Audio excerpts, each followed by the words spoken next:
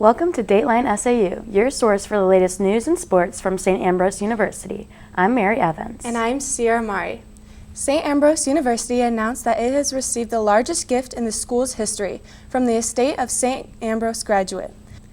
Patricia Van Berwani died last November. She received her BA in 1974 and her MBA in 1984 from St. Ambrose. The dollar amount was not disclosed, but the school says the multi-million-dollar donation will be used to bolster scholarship funding. In appreciation, the school has renamed the College of Business in her honor. SAU's Black Student Union hosted its third annual Unity March on Thursday on the St. Ambrose campus. Students, staff, and faculty gathered at the Rogowski Center patio with signs in hand to promote equality throughout campus. Although the marches began in order to combat acts of discrimination, organizers say it's still important to keep a sense of community after spending time apart during the COVID-19 pandemic. So the goal is to pretty much show that we're not just students on a campus, we're pretty much a community in itself, and that we're not defined by those prejudiced behaviors, we're more so defined by our diversity. We can show our strength that way. To be one with the community is better than to be isolated and separated, because then you can't grow. St. Ambrose University recently welcomed some very special guests to campus. Dateline SAU Austin Elbert has more on the story. More than 100 prospective and admitted students came to St. Ambrose to learn about the campus and take part in Admitted Students Day festivities. Live broadcast celebrating St. Ambrose University's Admitted Students Day. These are students. Guests arrived around 9 a.m. for registration and a welcome by school officials. They were then split off into groups by college for 2 informational sessions. Afterwards, hungry parents and their newbies headed to the Rogowski Center ballroom for a backyard barbecue-inspired lunch. Parents were able to get to know their students' future professors, and the newbies also got some sage advice about life on campus as they dined with current SAU students from their specific area of interest. The festivities continued in the WRC with a parent panel and student activity fair. There, admitted students got the chance to preview SAU's many clubs and organizations and even commit to SAU. It's all about bringing prospective Bs, get them on campus for one last feel before they make that big decision to commit if they haven't already. It's a great chance for them to meet others, really talk to new faculty and staff, and kind of get acquainted with the university before they're on campus for orientation in June. So it's kind of just a great little event for them to really mingle with each other. The final event on the agenda was an ice cream social on the Rogowski Center patio. There, students and parents could enjoy ice cream, cookies, and even win prizes, all while getting to know other future Bs. It means a lot to myself, but also to the team here and the community here at St. Ambrose to have students that are excited about what we have to offer, the innovative spirit of being an Ambrosian, but also the commitment to faith and service and to family that St. Ambrose has. And we just want to showcase that all today. University officials say that Admitted Students Day provides an informative and celebratory experience about what it's like to be a B. This week, Bees Bitten by the Writing Bug got the chance to pick the brains of local writers in an author panel held on campus. Students, faculty, and staff gathered in the Lewis boardroom to hear words of wisdom from local writers. X.H. Collins, Misty Urban, and Carl Herzig came to campus and discussed the struggles and rewards of being a writer. And the students are often interested in writing and creative writing in particular, and so we thought it would be good to put on an event where we could bring in writers who have written in lots of different genres. Students were able to ask questions and hear advice from these successful writers. Hosted by Sigma Tau Delta, this event worked to inform students of the possibilities that can bloom from their creative writing. I think everything that they said, something can be taken from it. Organizers hope that the knowledge the panel shared with the students will give a future spark to future writers. KALA Radio is accepting new student applications for the KALA Scholarship. This scholarship gives students a chance to gain real-world experience in any of the production, on-air, and marketing aspects that exist in the industry. Well, the KALA Scholarship stems out of something we had many years ago called a senior internship, but we've opened it up to all levels of classes at St. Ambrose University. So incoming freshmen, first-year students have an opportunity to apply. We have 2 positions open there and 3 positions open for returning students at the university. It's a fun industry. It's different every day. It's never the same thing. Radio and television, they're constantly changing. The technologies are interwoven, and really, it's exciting because things are changing all the time. The audiences are changing. We're always trying to grasp new technology and do things with new technology as well. Students interested in applying can send an email to kala@sau.edu asking for David Baker, and he will get them the necessary materials to apply. The scholarship recipients will be selected in early June. It was a gloomy day on campus last Tuesday evening, so KALA-FM decided to add a little tail wagging happiness to campus. Dateline SAU's Jamie Hennekins brings us along. The Quad Cities Canine Assistance Network brought a total of 8 dogs to campus in an effort to bring a sense of calmness to students in the midst of a busy semester. They're trained to be calm and relaxed in almost any situation. When they're calm and relaxed, they can bring comfort and joy to others, help reduce stress, help people feel better when they're having a bad day, or even help open their minds when they're studying for a test. Each animal has undergone extensive training before being certified to attend hospitals, nursing homes, and schools. KALA's Brooke Hass thought these intelligent animals would be great to introduce to campus. So this event was basically just organized to work with a community organization to create stronger bonds between KALA and community organizations. So we figured that QC Can would be a great organization to connect with. QC Canine is always looking for new events to attend to continue to spread love and happiness around the community. Jamie Hennekins, Dateline SAU. For more information about upcoming QC Can events or how to donate, you can visit qccan.org. The university has announced the speakers for its 2 commencement ceremonies on May 21st. Former St. Ambrose President Dr. Ed Rogowski will address the undergraduates in the afternoon ceremony at the Tax Layer Center in Moline. The other speaker is Beth Tinsman, the founder of Bi-State Technical Services and a 2012 graduate of the St. Ambrose Master of Science in Informational Technology Management program. She will address the master's and doctoral degree recipients in the morning ceremony that day. The Diocese of Davenport has awarded its 2022 Pachman Terrace Peace and Freedom Award. Sister Norma Penentel received the award at a ceremony in St. Ambrose University's Christ the King Chapel on Thursday. The Quad City Pachman Terrace Coalition selected Sister Norma for her dedication to serving asylum seekers as the Executive Director of Catholic Charities of the Rio Grande Valley in the Brownsville Diocese in Texas. Sister Norma is the 50th recipient of this award since its inception in 1964. She joins the ranks of past recipients such as President John F. Kennedy, Dr. Martin Luther King Jr., and Archbishop Desmond Tutu. For more information on the award and its past recipients, visit davenportdiocese.org/Pachman and Terrace.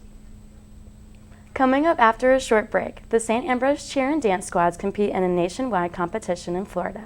And the St. Ambrose men's and women's lacrosse teams wrap up the regular season and head into conference tournament action. We'll have these stories and more coming up after the break on Dateline SAU.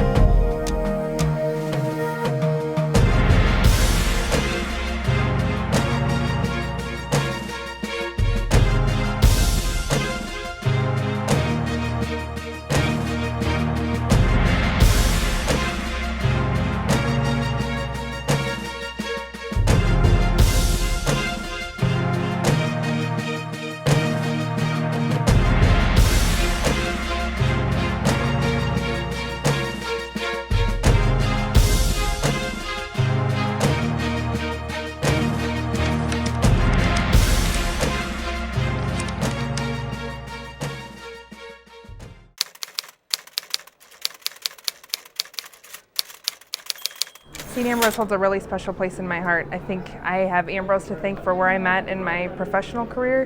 And I think when I think about Ambrose the most, it's where I met my husband. We worked together, and so when I look at my family and everything that I have in my life right now, it all ties back to St. Ambrose in some way, shape, or form.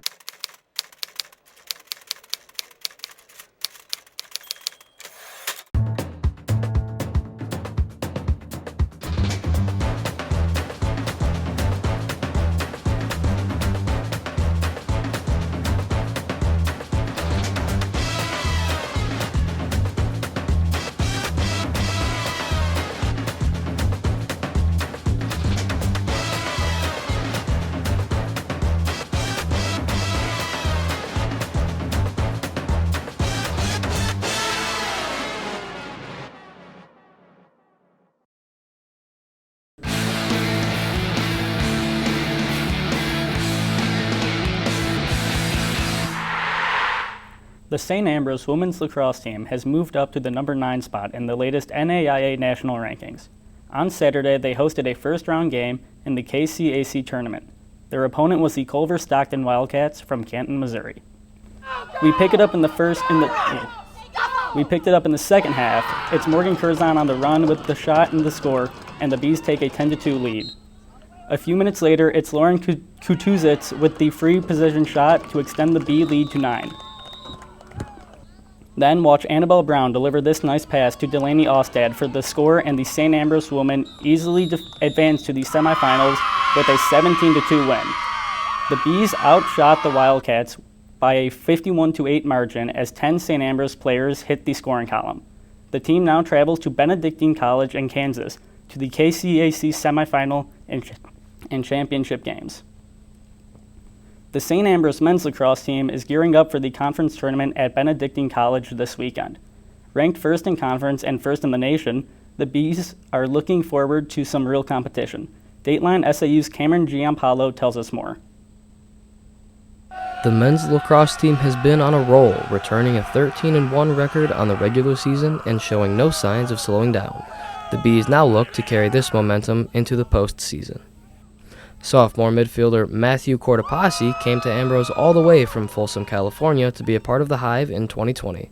Now, Cortopassi says he's feeling confident headed into the conference tournament. I feel like we put in the work all season long. It shows with our record. I think our team's ready to go out there and show everyone what we got. Fellow midfielder Isaiah Hahn says that it's been a few weeks since the Bees have faced off against ranked opponents, and that this conference play is bound to better prepare them for the national tournament. I think playing the better teams in our conference will definitely help us out. We had a slight off stretch in the back stretch of the season, where as far as the teams weren't crazy good, but it's definitely going to be good to get back out there and play some better competition, so it'll help us for sure. The men hope to bring home a conference title, earning them an automatic bid to the national tournament in May. But for now, the Bees have their sights set on the conference championship plaque. Cameron Giampaolo, Dateline SAU. For updates on game scores and stats, check out the men's lacrosse page on SAUbees.com. For updated brackets and more, check out the KCAC Sports Instagram page and the Fighting Bee Twitter. The St. Ambrose cheerleading squad won the national championship at the 2022 College Classic Co-Ed cheerleading competition in Orlando, Florida. Meanwhile, the dance team placed second in the Open Hip Hop Team Performance categories. After seeing their 15-game winning streak snapped last week, the St. Ambrose softball team looked to get back on track, hosting a conference doubleheader versus the Judson Eagles. It didn't take long for the Bees to get things going in Game 1. Maria Provenzano delivers this 2-run single, giving St. Ambrose a 4-run lead. A bit later, it was Kayla Stenger drives one into the gap into left center, plating 2 more to quickly make it 8-2 Bees. And then a few batters later, Aaliyah Oliver blasts this bases-clearing 3-run double into the gap, and the Bees get an 11-2 lead. Pitcher Erica Ralphs earned the victory in the nightcap as the Bees complete the twin bill sweep. But the next day, they split a road doubleheader at Trinity Christian, and then dropped 2 games at St. Francis of Illinois. It was a gorgeous day for baseball Thursday as the Bees hosted Calumet St. Joseph. The St. Ambrose bats were quiet until the bottom of the fourth with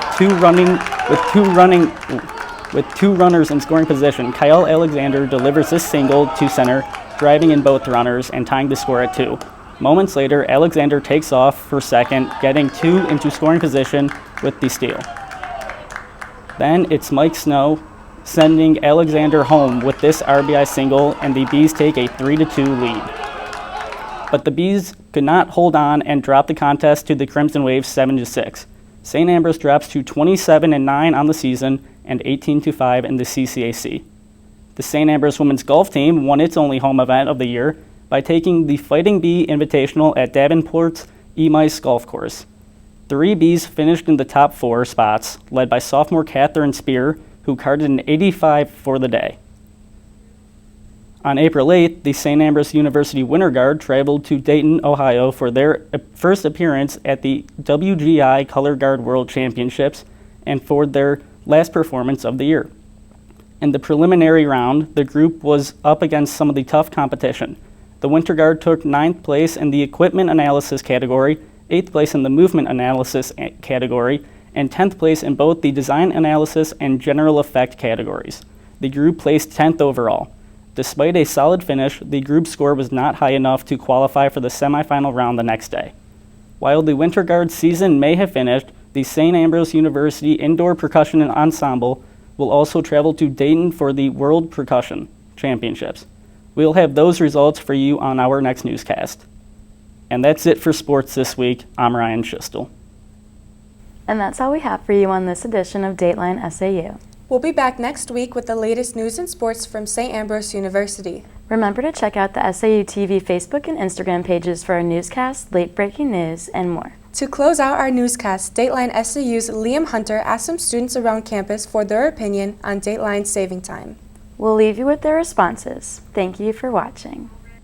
It makes sense. I feel like it should be a whole year-round thing. Why don't we want more day all year round? It's just something that's like old-timey. I just like that when we get an extra hour to sleep. It's stupid, but it gives me more sleep. I feel like if we just reverted back, like taking away daylight savings time, I feel like we would have more time in the day. I guess we get an extra hour in the day to enjoy it. I actually don't really like daylight savings time. I mean, yeah, you lose an hour of sleep every now and again, but at the same time, like, what's the big deal? I don't really like it. I don't like how the time changes twice a year. That I don't like it because it confuses me and then it throws me off track. It doesn't affect me because I get up early anyways to play basketball. I think it's good when I think it's fall back when you get the extra sleep, but then it kind of catches up with you in the spring. I like it, but also losing sleep kind of sucks. I feel like it should be removed. Only thing I know about it really is that it helps out farmers. It sucks.